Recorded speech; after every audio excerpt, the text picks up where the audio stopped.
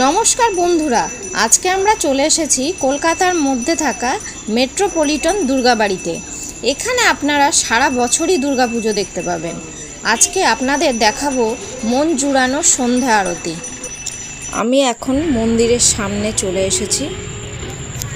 এই যে মন্দিরের সাথে বাঁদিকে যে রাস্তাটা দেখতে পাচ্ছেন, পায়ে হেঁটে একটু গেলেই মেট্রোপলিটন স্টপেজ এবং লোকেশন হিসাবে বাইপাস ধাবার সাথে যে রাস্তাটা চলে গেছে, আপনি যে কাউকে জিজ্ঞেস করলেও বলে দেবে একটু আগিয়ে এলেই আপনি মন্দিরটা দেখতে পাবেন। জুতোটা খুলে রেখে এখানে এই কলে আগে হাত ধুয়ে নিলাম।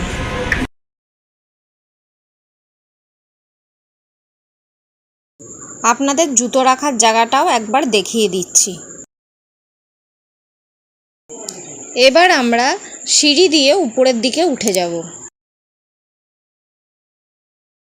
কিছুটা উঠে গিয়ে আপনি দুদিকে সিঁড়ি দেখতে পাবেন, যেদিক দিয়ে খুশি সেদিক দিয়ে উঠতে পারবেন। এখানে মেন দুর্গা মার প্রতিমা ছাড়া চারটে আরও ছোট ছোট মন্দির করা আছে, সেটা দেখাবো।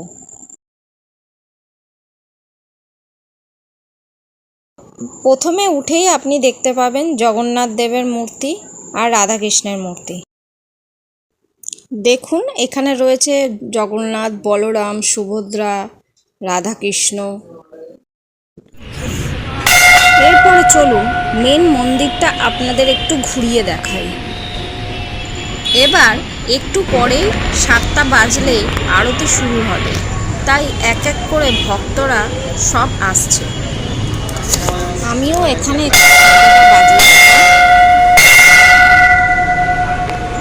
এবার আপনি শুধু দুর্গা মায়ের প্রতিমাটা দেখুন, অপূর্ব লাগছে। এখানে মায়ের প্রতিমা পিতলের তৈরি। আপনি যখন নিজে চোখে দেখবেন তখন এখানের পরিবেশ দেখে আপনার মনটা ভরে যাবে। এরপর আরেকটা ছোট মন্দিরে চলে যাব, যেখানে আছেন বজরংবলী। তারপরে আরেকটা মন্দিরে দেখলাম মহাদেবের শিবলিঙ্গ। এরপরে আরেকটা ছোট মন্দিরে আছে মা কালী। এখন সব মন্দিরেই এবার আরতি শুরু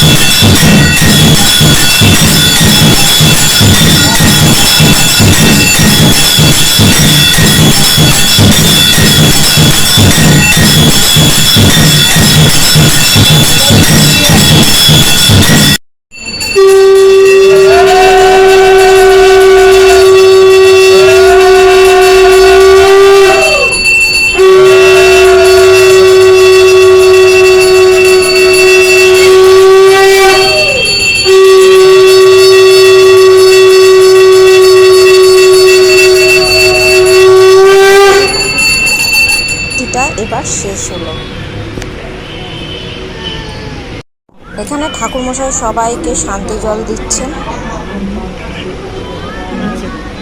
গঙ্গা জল দিচ্ছে।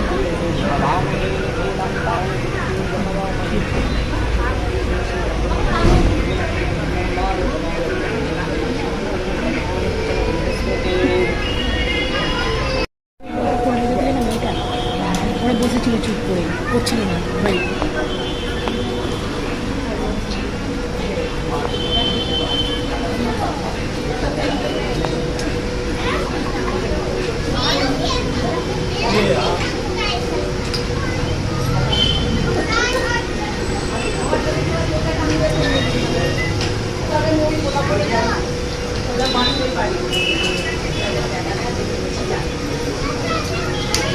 একটু প্রণাম করে আসি।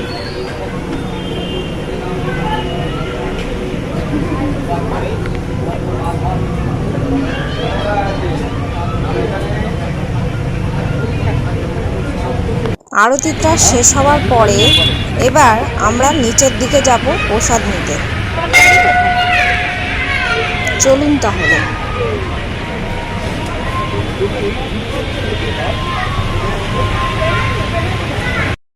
মন্দির থেকে নিচে এসে আপনি দেখতে পাবেন এখানে একটা হলরুম আছে, এখানেই প্রসাদ বিতরণ করা হয়।